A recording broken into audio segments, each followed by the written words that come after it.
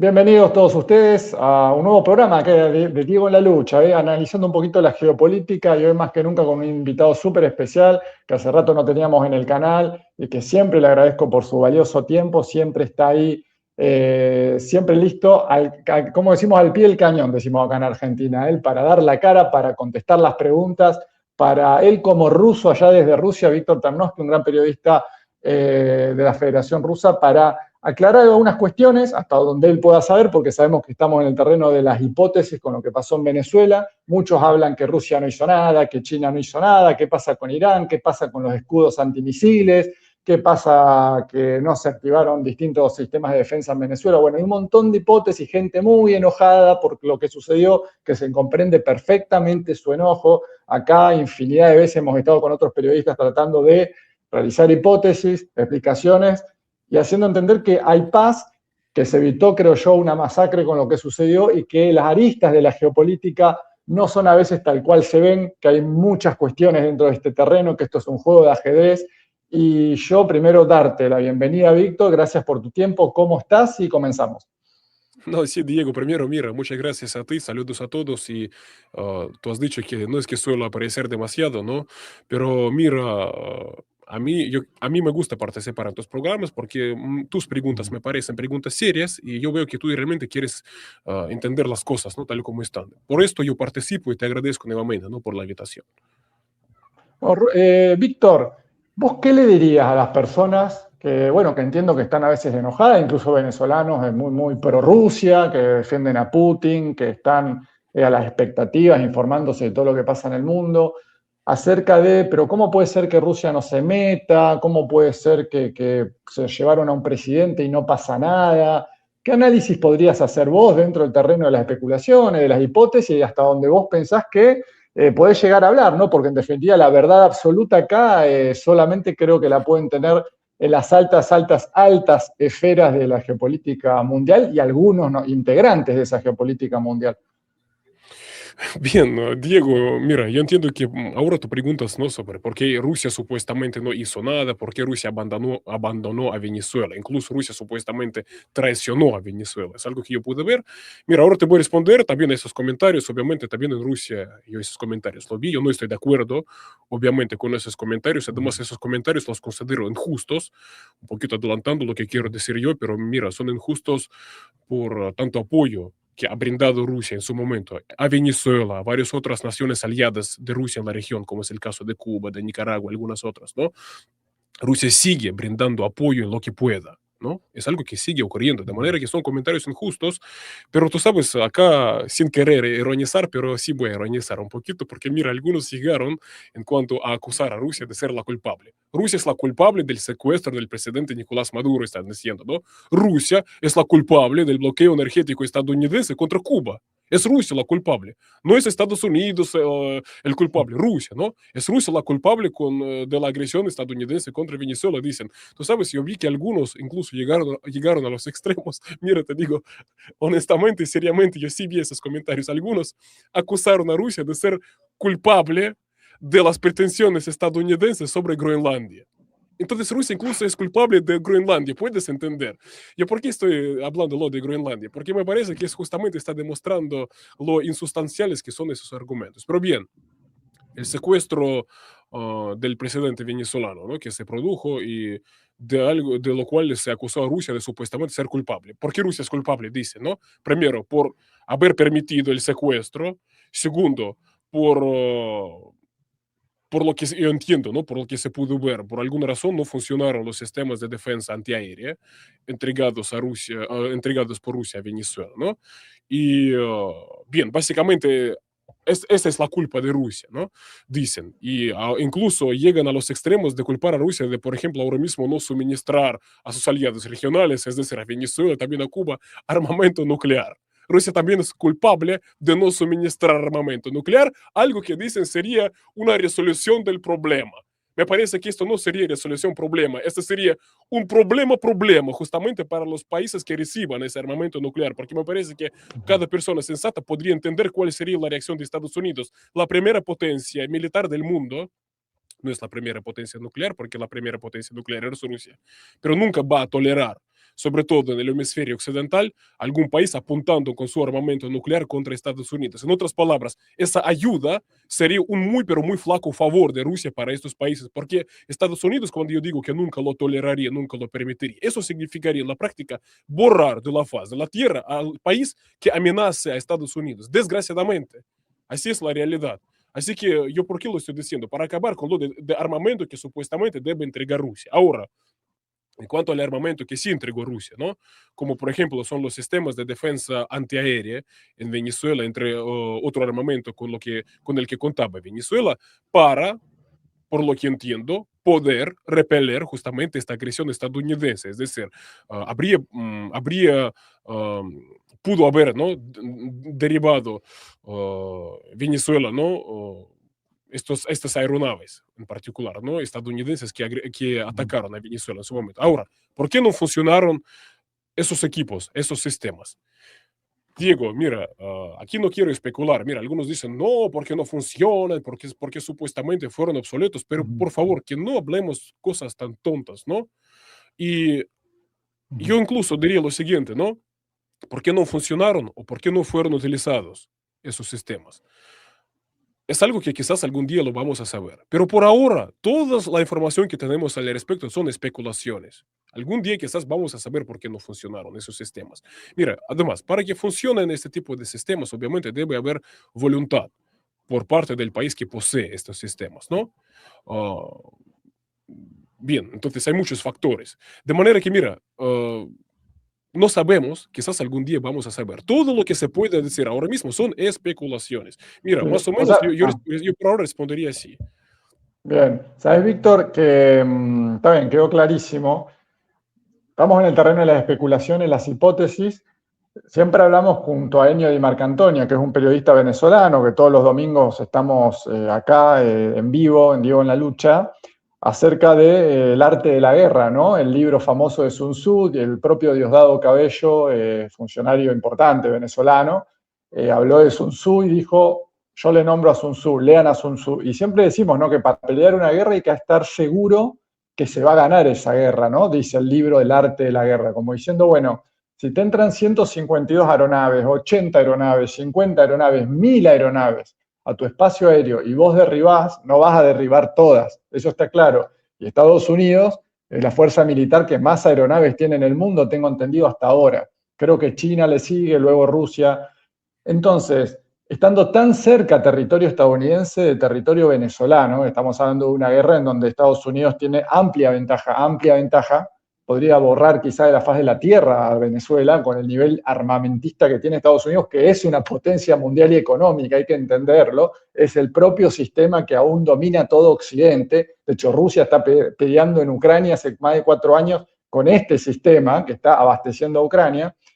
Entonces estamos hablando que dentro del terreno de las hipótesis, derribar aviones norteamericanos para quedar como, viste, nosotros peleamos, pero arrasan con todo Caracas, no es inteligente desde el punto de vista del Sí, arte de la guerra, no es inteligente decir vamos a la guerra contra Estados Unidos. Ahora sí es inteligente decir estamos preparados para defender nuestro territorio en caso de una invasión terrestre, que es otra cosa. Sin sí, embargo, no hubo tantas bajas, hubo 32 cubanos héroes, sin duda, más otros venezolanos héroes también que fallecieron, pero desde el punto de vista del nivel y la magnitud del ataque no fueron tantas bajas. Sí se fue el presidente de una nación, ni más ni menos, pero está vivo junto a su esposa, el chavismo quedó en Venezuela listo, no hubo grandes daños tampoco militares, creo que el 2% en la infraestructura, y por lo tanto las inversiones, si quieren entrar a Venezuela, entren las inversiones, pero acá seguimos armados y seguimos organizados y seguimos cohesionados. Entonces, desde el punto de vista estratégico, lógica del ajedrez bélico, geopolítico, esto puede ser una jugada desde el punto de vista de decir, bueno, está bien, me llevaron a mí, dice Maduro, ok, pero nosotros ahí seguimos teniendo poder en el territorio. Y ustedes las inversiones de los 6 millones de barriles diarios de petróleo que necesitan hasta el 2030, sí o sí los necesitan, pero también los necesitan a nosotros para mantener el orden y correcto. resguardar las inversiones en nuestro territorio. ¿Cómo lo ves? Sí, Diego, mira, correctísimo lo que tú estás diciendo. Yo espero no olvidar los puntos que me parecieron más importantes porque yo quería pronunciarme sobre todos, ¿no?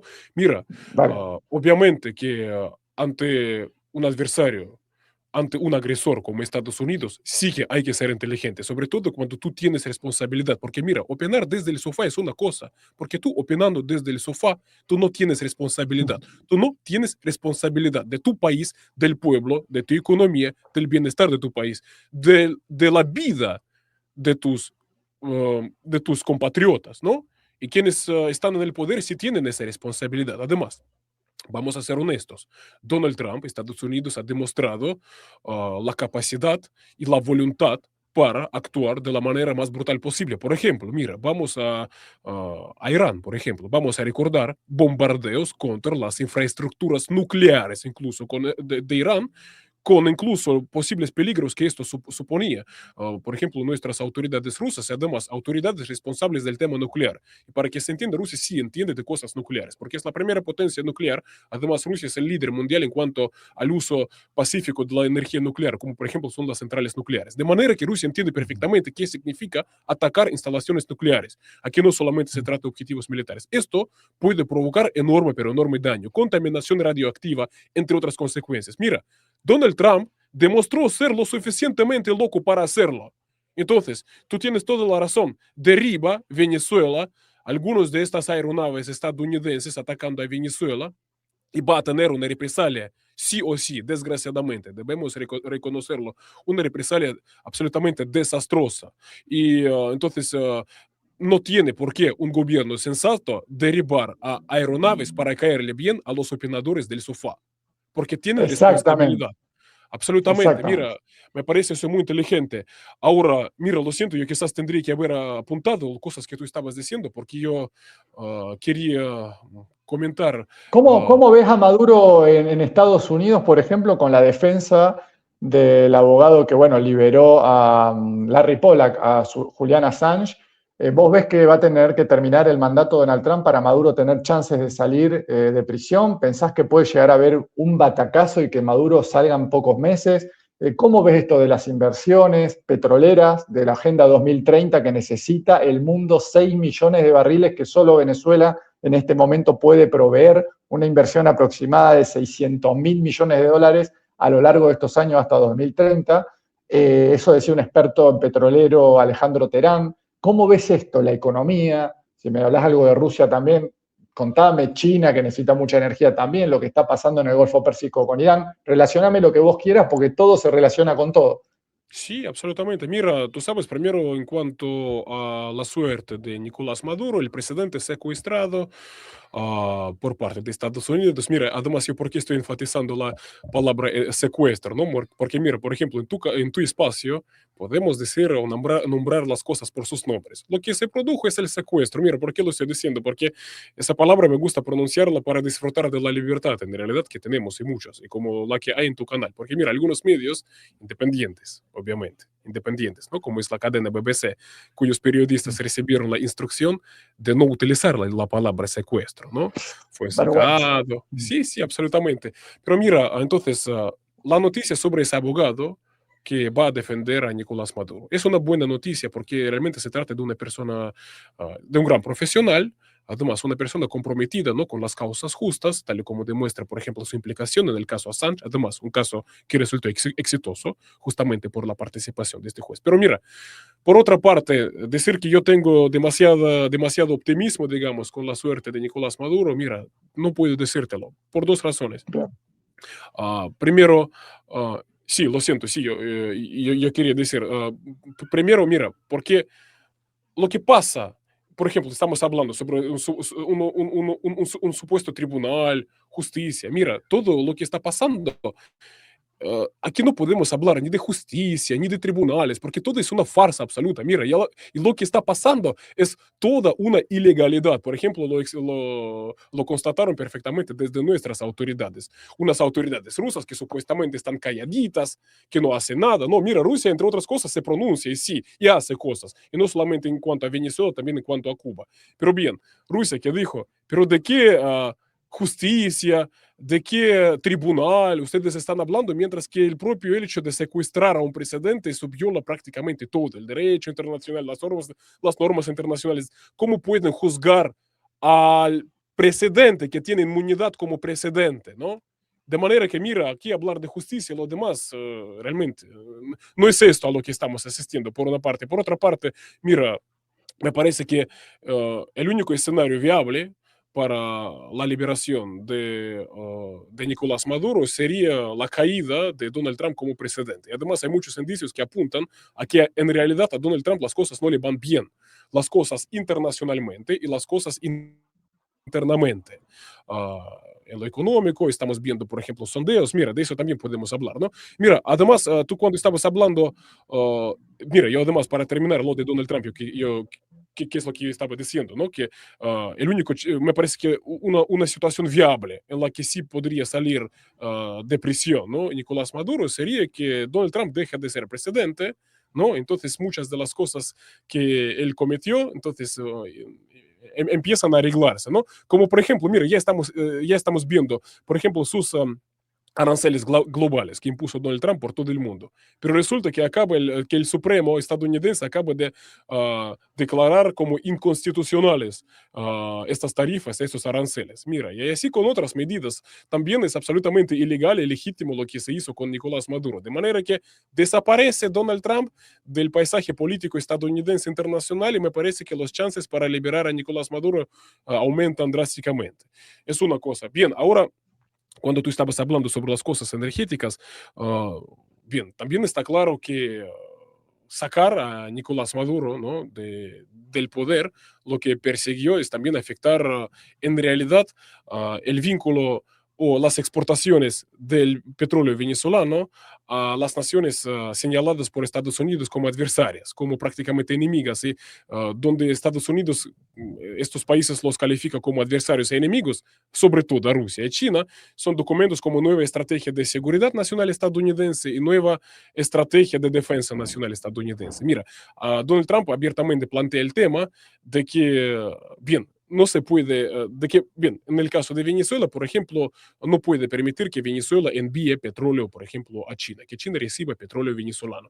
Y también es una de las causas, por ejemplo, de la arremetida estadounidense contra Irán. También quiere cortar los suministros de petróleo iraní a China. De manera que, mira, aquí también hay factor energético y aquí también agrediendo a Venezuela, estamos viendo cómo se pretende también agredir a Rusia y a China en particular. Perfecto, perfecto. Están tratando de ahogar a la economía china. El 70% de lo que consume China en energía lo tiene que importar, ¿no? Un talón de Aquiles que tiene China es la energía. Tiene la suerte de tener a Rusia al lado, pero claro, la cantidad de barriles por día que produce Rusia más el propio consumo interno de Rusia no podrían abastecer nunca hasta ahora a China. Entonces, también te quiero preguntar algo que es de alguna manera gracioso, pero me encanta porque justo tenemos un ruso acá que puede opinar sobre esto. Muchos decían, opinólogos, especialmente occidentales y periodistas, que la verdad hay que decirlo, son inútiles y no tienen vergüenza. Háganle lo mismo a Putin, métanse a Rusia y secuestren a Putin de la misma manera, estaban diciendo. O sea, realmente no sé a dónde viven la gente, no sé dónde tienen los pies puestos, ¿no? No es lo mismo Venezuela, más allá de la estrategia que puede llegar a haber de fondo y todo lo que estamos hablando, que querer meterse en Moscú, más allá que atacaron y quisieron atacar a la residencia presidencial y después Rusia respondió con un Oreshnik muy contundentemente en una tubería subterránea que tengo entendido que iba de Ucrania a la Unión Europea. ¿Qué le contestarías vos a esta gente? Bien, mira, tú sabes, me parece que lo dijo Putin. Putin ya respondió. Mira, hablaba sobre otra cosa, ¿no?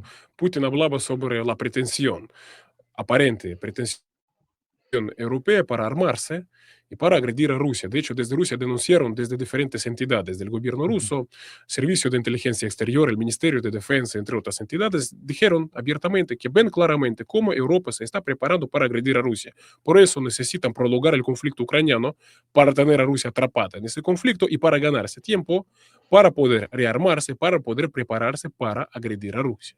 Y Putin dijo, si quieren la guerra, bien, que vengan acá a Rusia y vamos a ver entonces quién gana en esta guerra. Mira, yo qué estoy diciendo. Si quieren secuestrar al presidente ruso, que intenten, vamos a ver lo que ocurre, ¿no? Además, para que se entienda, Rusia es una potencia nuclear, ¿no? Y la doctrina nuclear rusa contempla respuestas justamente a este tipo de acciones también. Eso significa automáticamente golpes rusos contra los agresores, ¿no? De manera que esto sería de las peores locuras que a alguien le pueda ocurrir, sobre todo teniendo en cuenta, mira, ese nuevo armamento presentado por Rusia, me refiero a, o mejor dicho, a esos nuevos sistemas de entrega de armamento nuclear ruso. Me refiero, por ejemplo, a Burevestnik, es un sistema de entrega de misiles rusos nucleares sin límites en cuanto a su alcance y sin límites en cuanto al tiempo que puede pasar en el vuelo, porque se trata de sistemas de entrega de propulsión nuclear. También se trata, por ejemplo, de dron marítimo. Mira, ¿por qué lo estoy mencionando? Bien, porque estos sistemas, por ejemplo, en el mundo no existen los medios para poder de alguna manera hacerle frente a estos sistemas. Entonces, si Burevestnik Rusia lo dispara, no hay manera para defenderse. Mira, vamos, en cualquier caso, Diego, yo te digo, con tanta locura que hay en el mundo, que sí la hay, ¿no? Pero también hay sensatez. Y, por ejemplo, la estamos viendo ahora mismo en Estados Unidos, que se da cuenta perfectamente de los peligros que significa tensar la cuerda con Rusia. De ahí justamente un comportamiento bastante soportable de Estados Unidos en particular en cuanto al conflicto ucraniano. De manera que mira, la gente sensata en ese mundo se da cuenta de que no hay que jugar con, sobre todo con potencias nucleares. De manera que mira, acá cero probabilidad absolutamente, cero probabilidad. Felizmente. Ahora, Sí. ahora, muy interesante, vos estás hablando, estás utilizando la palabra sensatez. ¿Vos escuchaste o algún fragmento del discurso hace poco en Múnich de Marco Rubio? Realmente es un espanto escuchar lo que dijo. Todo lo que él decía era al contrario de lo que ellos hacen, ¿no? Proyectan en el otro lo que ellos son y como decían, no vamos a permitir el mundo multipolar, entendemos que el mundo ha cambiado, pero no vamos a negociar.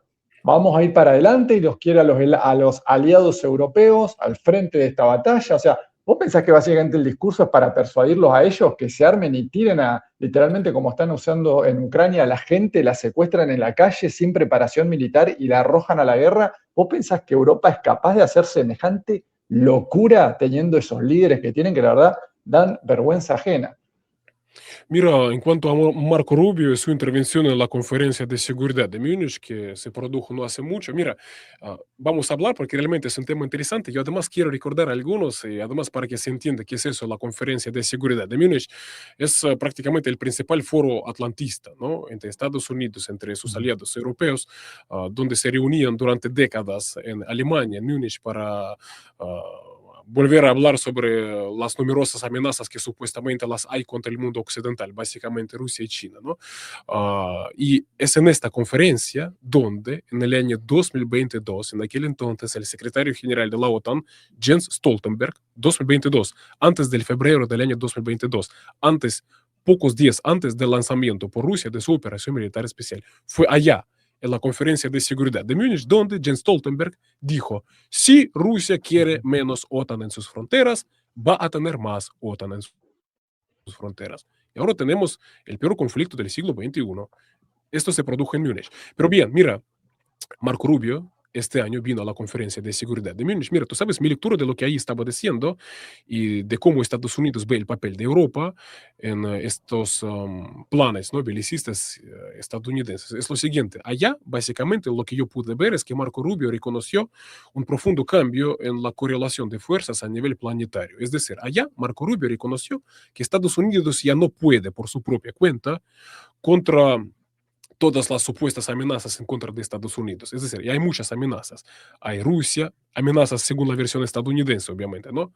Rusia, China, hay nuevos centros de poder y reconoce Estados Unidos de que ya no puede por su propia cuenta contra todos estos desafíos para la seguridad estadounidense. Es por eso que necesita, digamos, repartir los frentes y por esta razón necesita a una Europa fuerte. ¿Por qué quiere a una Europa fuerte? Quiere Estados Unidos que Europa se enfoque, se centre en contener la supuesta amenaza rusa para que Estados Unidos pueda enfocarse, tener las manos libres para enfocarse en otras amenazas, supuestas amenazas, ¿no?, para Estados Unidos. Básicamente se trata de China, en la región de Asia-Pacífico. Entonces, básicamente de eso es de lo que habló Marco Rubio en esa conferencia de seguridad de Múnich. De manera que quienes están hablando sobre la supuesta ruptura entre Estados Unidos y Europa, según mis criterios, no abordan lo suficientemente profundo, ¿no?, el asunto. En realidad no quiere Estados Unidos esa ruptura, quiere una Europa fuerte para que Europa sea un aliado eficiente, eficaz en la estrategia estadounidense por recuperar la hegemonía occidental unilateral planetaria. Entonces, es de ahí de lo que estaban hablando allá en la conferencia de seguridad de Múnich. De manera que, mira, cero, vamos a decirlo, pacifismo por parte de Estados Unidos. Y con esa ruptura supuesta entre Estados Unidos y Europa, yo no coincido. A Estados Unidos le molesta que Europa le está chupando sus recursos, unos recursos que los necesita en particular para, tú entiendes, ¿no? Para hacerle frente a China. Sí, Entonces, más o menos eso es bien. lo que se produjo, Diego, según mis criterios. Ahora, uno habla de esto, ¿no? Con soltura y pareciera que los analistas norteamericanos o europeos, o el sionismo, o los banqueros, como que queramos llamarlos, no logran entender, primero, que Rusia es potencia a nivel mundial nuclear. China también tiene armas nucleares, además de un ejército enorme, igual que Rusia, tiene misiles hipersónicos, al igual que Irán, Rusia, China, Corea del Norte tienen armas nucleares. Yo veo un juego totalmente trancado. Y acá es donde yo voy a lo que dicen algunos, que son gente por ahí muy negativa, algunos que apoyan, pero dicen sí, al final, cuando se reunió Putin con Donald Trump en Alaska, se repartieron el mundo y Donald Trump y Estados Unidos se va a hacer cargo de Alaska hasta la Patagonia, pues Rusia va a quedarse con Europa y China va a quedarse con parte de Asia, y lo ven así todo tan como fácil, ¿no? Tan reduccionista, como diciendo, bueno, vos te quedás con esto, yo me quedo con esto y yo me quedo con esto. Y si te entendiendo que China tiene muchos intereses en Latinoamérica, Rusia también los tiene, y además una relación de, en caso de Venezuela, de más de 20 años, ¿no es cierto? De la época de Chávez hasta acá.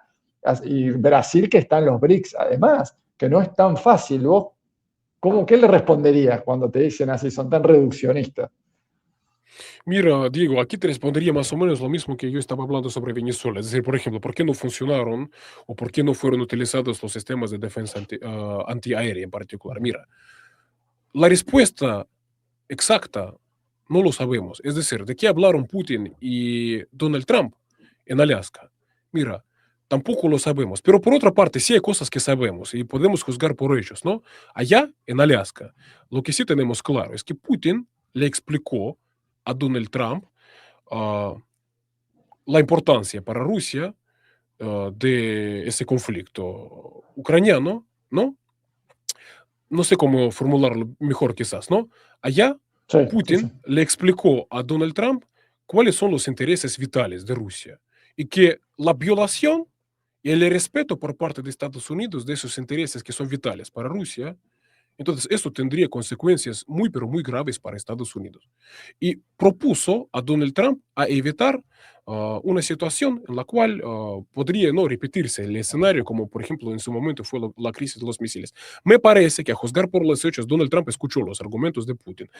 Putin le dijo algo que a Donald Trump le hizo escuchar los argumentos de Putin. Mira, luego pasaron bastantes cosas, de manera que poco a poco parece que Estados Unidos empezó a violar lo supuestamente pactado o acordado en Alaska. Mira, nuestras autoridades lo manifestaron o expresaron su enojo, su malestar abiertamente. Mira, lo dijo nuestro canciller ruso. Yo creo que tú recuerdas recientemente cuál fue la frase de nuestro canciller ruso, Sergei Lavrov. Mira, porque tantas cosas están pasando. Pero mira, en cualquier caso, dio a entender el enojo ruso por el cada vez más evidente incumplimiento por parte de Estados Unidos en cuanto a respetar los intereses vitales para Rusia, ¿no? Y de repente parece que sí escucharon a la parte rusa, me refiero a a la reciente reunión para el arreglo de la crisis ucraniana allá en Ginebra, que se celebró. Mira, allá hubo varios detalles importantes, porque en particular se pudo ver a la delegación estadounidense participando en estas conversaciones junto con la delegación rusa, mientras que, por ejemplo, los ucranianos se encontraban apartados. Además, estamos viendo cada vez más presión estadounidense contra los ucranianos. Mira, en otras palabras, sobre repartieron el mundo, no repartieron el mundo. Mira, eso podemos especular, te digo honestamente. Otra cosa que Putin le explicó claramente o le dio a entender a Donald Trump cuáles son las líneas rojas de Rusia, cuáles serían las consecuencias para Estados Unidos. Ahora mira, algunos dicen, Donald Trump supuestamente le tiene miedo a Rusia, ¿por qué tanta inacción de Donald Trump frente a Rusia? Mira, justamente por esta razón, porque Putin le dijo algo allá en Alaska, pero en cuanto a cómo repartieron el mundo, ¿qué es lo que le dijo? Mira, no lo sabemos, vamos a ser honestos, no lo sabemos. Perfecto, perfecto, muy claro. Y para ir prácticamente finalizando, Víctor, a mí lo que me preocupa mucho es lo que está sucediendo en el Golfo Pérsico. Estados Unidos está llevando mucha cantidad de material bélico allá cerca del Golfo Pérsico, cerca de Irán. Pareciera como que es inevitable que algo vaya a suceder, lo cual es bastante caótico pensar justamente en que suceda algo, porque los iraníes están dispuestos a ir hasta las últimas consecuencias y lo han manifestado en reiteradas ocasiones después de la guerra de 12 días, que la verdad hicieron un daño brutal en territorio israelí. Tienen misiles de alta tecnología que no pueden parar. Los portaaviones norteamericanos, tengo entendido que hay uno que ya está llegando, el Ford, que salió desde Grecia hace pocas horas, si no me equivoco, y tendrían capacidad incluso de hacerle mucho daño a los portaaviones, lo cual sería una rotunda derrota de parte de Estados Unidos, y ahí entro en la cuestión. De este lado, que estamos hablando del lado israelí, hay armas nucleares. Entonces, yo creo que si hay una posibilidad de uso de armas nucleares en los últimos 25 o 30 años, es esta ocasión, y es en las próximas semanas quizás. ¿Vos cómo ves este conflicto? Mira, aquí también yo tampoco quiero olvidar, porque todos los puntos que tú resaltaste, también lo de armas nucleares, un hipotético uso de armamento nuclear por parte de Israel, es un tema muy importante. Mira, primero, el despliegue militar estadounidense en torno a Irán, y tú estabas diciendo que todo apunta a que ese despliegue realmente podría traducirse en una agresión. Mira, desgraciadamente yo comparto esta opinión, además una opinión basada en lo que dicen personas que sí entienden sobre temas militares en particular, ¿no? Este tipo de acumulaciones, una acumulación, un despliegue militar prácticamente sin precedentes, mira, con portaaviones, con submarinos nucleares, con una enorme cantidad de aviación militar, ¿no? Este tipo de despliegues no se hacen simplemente para amenazar, se hacen para agredir, desgraciadamente. Además, hay que entender que todos estos traslados ya de por sí constituyen enormes, pero enormes costes. De manera que sí estaríamos asistiendo a la antesala de una agresión militar. Además, ¿por qué agresión militar? Porque estamos viendo que Estados Unidos fracasó en lo que califica como las negociaciones con Irán, porque en realidad no fueron negociaciones, sino que prácticamente fue ultimátum estadounidense a Irán. Esto es lo que Estados Unidos denomina negociaciones con Irán. Y resulta que Irán ese ultimátum lo rechazó.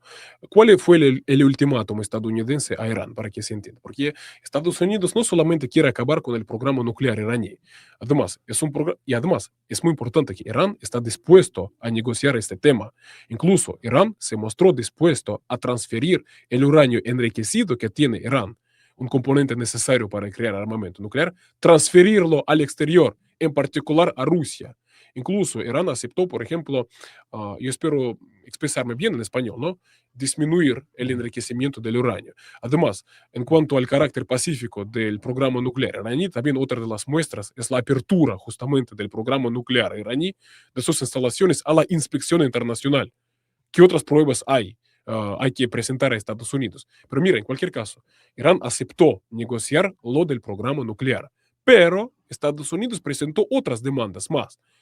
Otra demanda, ¿cuál es? Que Irán acaba con su programa misilístico. En otras palabras, Estados Unidos exige a Irán a desarmarse para quedarse indefenso justamente entre sus adversarios regionales y entre sus adversarios como es Estados Unidos. Y por último, exige a Irán acabar con el apoyo a sus aliados regionales de Irán. Es decir, también quedarse sin aliados en la región. Obviamente Irán rechazó eso. Estados Unidos pensaba que no iba a rechazarlo porque este despliegue militar estadounidense lo que pretendió es como una punta de pistola contra Irán para que acepte este ultimátum estadounidense. Y Irán no lo aceptó. De manera que, mira, al parecer la agresión sí es posible estadounidense. Ahora podemos pensar sobre cuál sería el resultado de esa agresión estadounidense contra Irán. Mira, y aquí la situación no es clara para nada. Es decir, yo veo muchos análisis serios que dicen que para Estados Unidos esta agresión no sería un paseo fácil y no sería una victoria rápida, no sería una victoria contundente, sino que incluso esto podría volverse una derrota para Estados Unidos y su aliado, sobre todo Israel. ¿Por qué? Explica perfectamente. Mira, desde el aire sí se puede agredir y sí se puede causar mucho, pero mucho daño para Irán, dicen muchos, ¿no? Pero por otra parte, sí, también tú has mencionado el factor de mucho armamento que tiene Israel, como por ejemplo sistemas de defensa antimisiles, sistemas de defensa antiaéreas, que sí demostraron su eficacia en el caso del conflicto con Israel, ¿no? En cualquier caso, eso tampoco sería un paseo fácil, pero sí, desde el aire, Estados Unidos y sus aliados sí pueden actuar con mucha eficacia, pero donde no podrían ganar, yo veo muchos análisis, voy a repetir, bastante serios, es sobre el terreno y no sería suficiente bombardear a Irán desde el aire para poder doblegar al país, para poder derrocar a sus autoridades, ¿no? Eso también requeriría una operación terrestre. Y para una operación terrestre, Irán sí está preparado y perfectamente. Por ejemplo, me refiero a una enorme red de infraestructuras subterráneas con las que, por ejemplo, cuenta Irán.